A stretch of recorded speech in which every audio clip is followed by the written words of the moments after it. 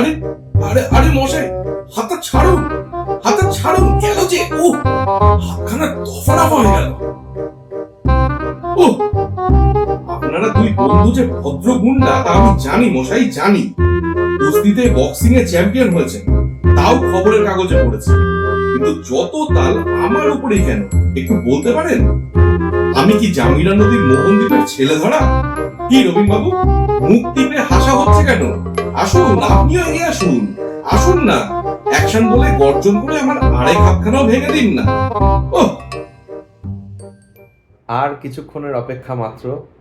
আগামীকাল 5ই অক্টোবর আপনাদের জন্য নিয়ে আসছি আরেকটি দুর্দান্ত গল্প। গল্পটির নাম মুখ আর মুখোশ। আগামীকাল 5ই অক্টোবর ঠিক রাত 8টায় প্রিমিয়ার শুরু হবে। সকলকে উপস্থিত থাকার জন্য আমন্ত্রণ জানালাম।